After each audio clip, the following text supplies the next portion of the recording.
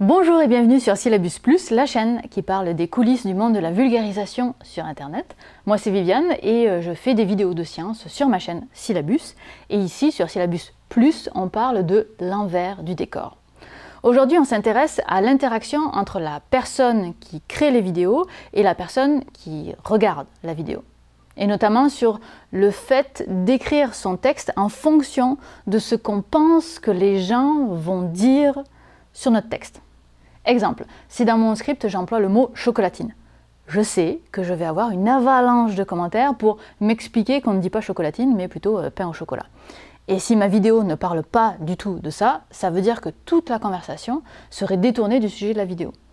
Donc moi quand j'écris ma vidéo, je vais faire un choix conscient d'utiliser le mot chocolatine, parce que c'est le bon mot, mais ça c'est un détail, ou au contraire de ne pas l'utiliser pour éviter les commentaires qui y seront associés.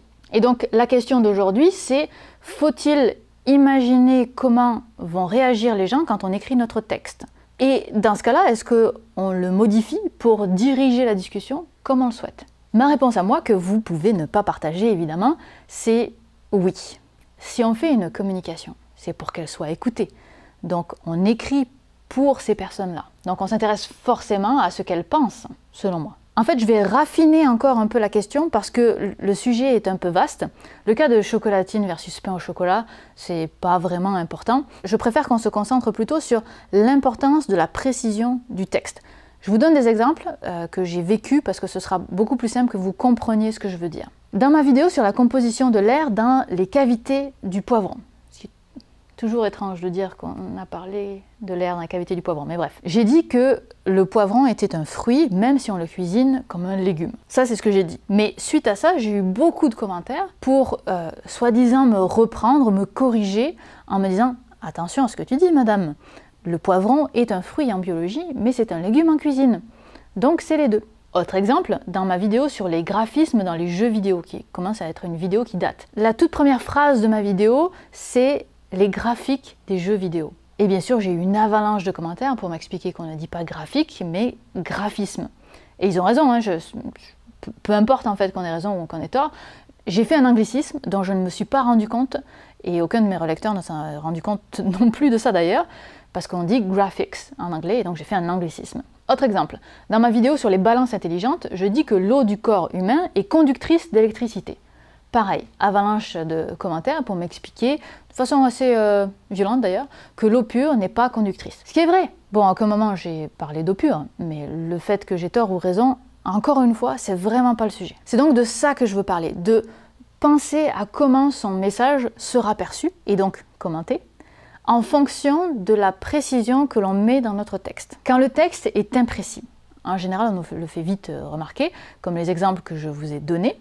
Et donc, moi, j'ai la volonté de travailler beaucoup dans mes textes pour Syllabus. Et finalement, les exemples que je vous ai donnés, ce sont les choses qui sont passées entre les mailles du filet. Ni moi, ni mes relecteurs ne nous sommes rendus compte qu'il y avait ces morceaux de phrases qui pouvaient créer un blocage, créer une incompréhension, créer de la friction. Donc pour moi, c'est important d'écrire le texte au mot près pour que ce genre de mésaventures se produise le moins possible. Avec les relectures, on enlève beaucoup de ces problèmes, mais pas tous. Et comme toujours, il faut modérer.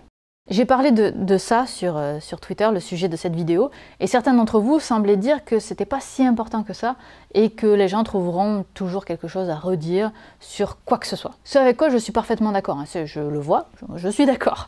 Mais il faut faire un petit peu la part des choses aussi. Parmi les trolls, parce qu'il y en a qui font ça pour le plaisir d'emmerder le monde, il y a aussi des personnes qui commentent pour réellement corriger une erreur, qui n'ont aucun objectif de méchanceté. Et c'est bien normal, il n'y a rien de mal là-dedans. Et je pense que ce serait dangereux de penser que tous les commentaires négatifs, ce sont des gens méchants qu'il ne faut pas écouter. Non, pour moi, les commentaires critiques, voire malheureusement méchants, sont super importants pour chercher à s'améliorer. Il faut faire le tri, de toute évidence. Et plus on a d'audience, plus le tri est drastique. Mais il ne faut pas fermer la porte à tout. En tout cas, c'est mon avis. Donc oui, j'écoute les commentaires, même ceux qui ne me plaisent pas, mais je choisis ce que j'écoute. Et surtout, j'essaie d'en sortir l'essence.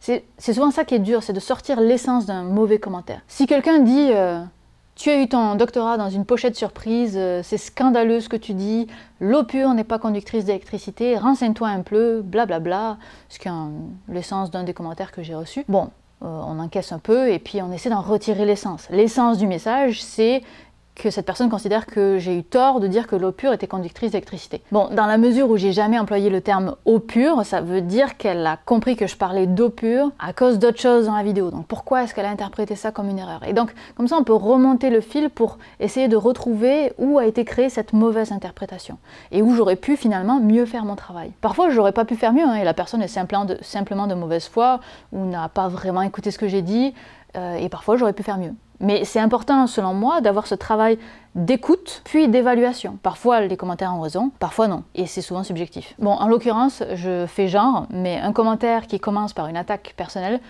je supprime, sans aucune considération. Je fais même pas le travail de retirer l'essence. Donc là, j'ai pris un exemple extrême, mais je le fais sur des commentaires très critiques qui peuvent être un petit peu agressifs, mais à partir du moment où il n'y a pas d'attaque sur ma personne, c'est ma limite. Toujours sur Twitter, d'autres personnes m'indiquaient que si c'était trop écrit en fonction, en prévision de ce que les gens allaient dire, ben, on pourrait finalement perdre en authenticité ou encore que ça allait complexifier le propos pour rien.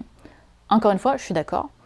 Et encore une fois, tout est une question de juste milieu. Par exemple, dans la vidéo sur le sexe de la tortue, je précise à l'écrit que la tortue est techniquement un sauropsidé et non un reptile, pour éviter que les puristes en biologie me tombent dessus. Dans la vidéo sur les poivrons, je précise que les plantes, comme les arbres, ne sont pas les seuls, et de loin, à faire la photosynthèse, encore une fois, pour couper l'herbe sous le pied des puristes. Là, je vous donne juste deux exemples, mais honnêtement, il y en a au moins 3-4 précisions de ce genre dans chaque vidéo, et j'appelle ça des désamorçages. Et ils sont vraiment juste là pour couper l'herbe sous le pied de certains commentaires. Le défi là-dedans, c'est de doser. Quand est-ce qu'il y a trop de désamorçages et quand est-ce qu'il n'y en a pas assez? Lesquels sont importants? Parfois, on passe à côté. Pour le poivron, qui est un fruit biologiquement et un légume culinairement, je n'ai pas pressenti qu'il fallait désamorcer plus clairement la chose. Est-ce que j'aurais dû être plus précise? Dans ce cas précis, j'aurais pu formuler ma phrase très simplement, sans perdre en clarté et sans complexifier le message. J'aurais pu dire alors le poivron, c'est un légume en cuisine, mais biologiquement parlant, c'est un fruit. C'est pas une formulation beaucoup plus lourde et c'est tout aussi clair. On aurait donc tous gagné à avoir une phrase mieux travaillée. Par contre, si la précision enlevait de la clarté ou ajoutait de la complexité au message, alors là c'est vraiment débattable, parce que quand on fait de la vulgarisation, on est en constant compromis entre justement cette clarté et la précision. Mais quand on peut être clair et précis, autant en profiter. Alors vous allez me dire, mais c'est pas grave, on s'en fout, en l'occurrence cette phrase n'est pas techniquement fausse, c'est juste les gens qui chipotent et qui veulent étaler leur confiture. Alors oui, tellement. Internet c'est le royaume de l'étalage de confiture, on est d'accord là-dessus. D'ailleurs pour le poivron, je me sens pas particulièrement mal d'avoir formulé ma phrase de cette façon, mais a posteriori, en voyant comment ça a été reçu, je l'aurais formulé autrement. C'est ça qui m'intéresse. Mais ce qui me gêne le plus quand il y a une avalanche de commentaires sur vraiment un point de la vidéo, qui n'est pas vraiment en lien avec le sujet de la vidéo, c'est ça. Moi, mon objectif, quand je fais une vidéo, c'est que vous la regardiez tranquillou dans votre canapé, ou sur votre toilette, je juge pas, et que vous appreniez des trucs. Sauf que, s'il y a une phrase qui vous fait tiquer au point où vous arrêtez la vidéo, vous scrollez dans la section commentaires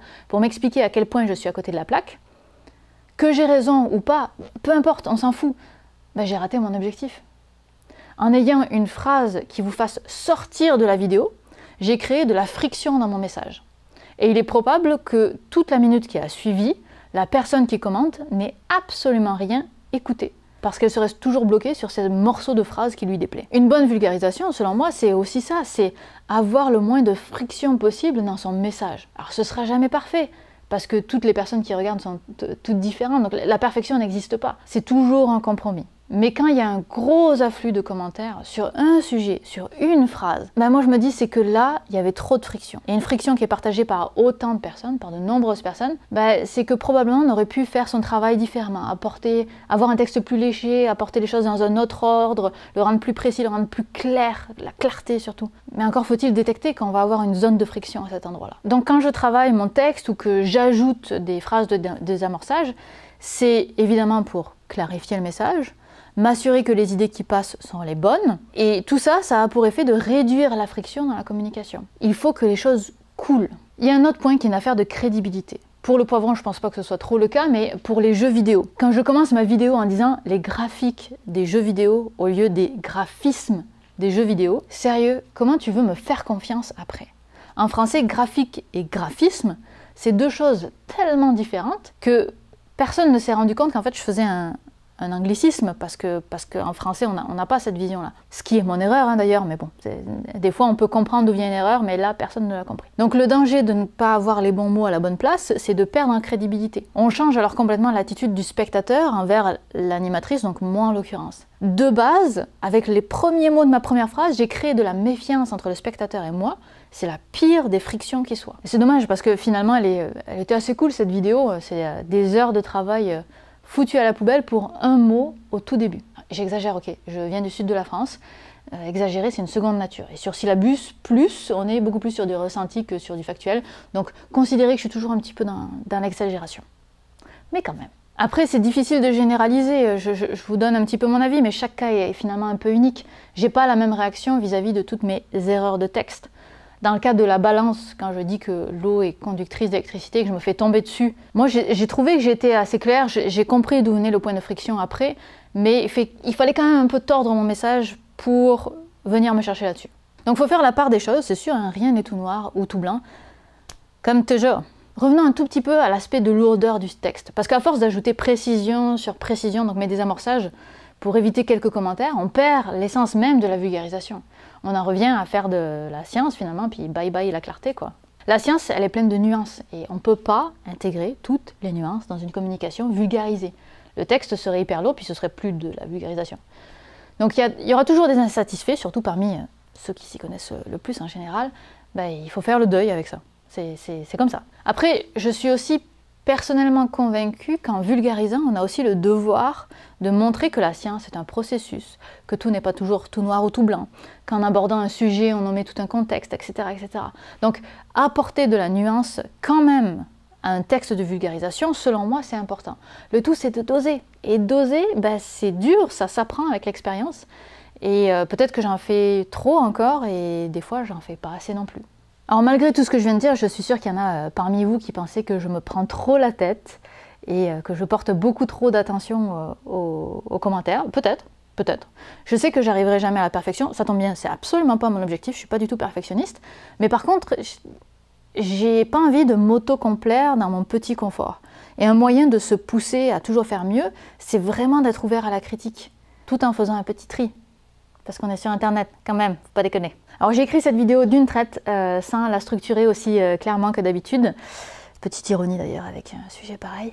Et je regrette un peu là au moment du tournage en me disant oh, ça aurait été mieux de décaler les choses différemment. Enfin bref, c'est Syllabus plus, c'est différent. Et finalement il y a quand même beaucoup de choses un petit peu partout. Dites-moi ce que vous en pensez. Je lis tous les commentaires de cette chaîne. Je réponds pas forcément parce que j'ai pas forcément quelque chose à dire, mais a priori je vous lis. Et il y a tout un aspect de la vulgarisation en live dont on n'a pas abordé. Donc là, moi, je parlais vraiment uniquement de la vulgarisation à l'écrit, qui est à l'écrit, où on écrit ce qu'on va dire. Mais évidemment, il y a tout l'aspect live. Moi, l'aspect live, finalement, je le connais pas parce que j'écris toujours tous mes textes. Donc, on parlera peut-être du live une prochaine fois, le jour où j'aurai de l'expérience là-dedans. N'hésitez pas à commenter, partager, abonnez-vous, likez. Vous connaissez la musique. Puis ben, on se retrouve lundi prochain. Oui, hein, puis vous avez vu, je suis pas dans mon studio habituel. Je suis dans un studio beaucoup mieux que mon studio habituel. J'ai eu une petite mésaventure dans mon studio, un petit dégât d'eau. Donc je suis en train de tout refaire et j'espère que la prochaine fois on se reverra dans mon nouveau studio. Allez, à lundi, bye.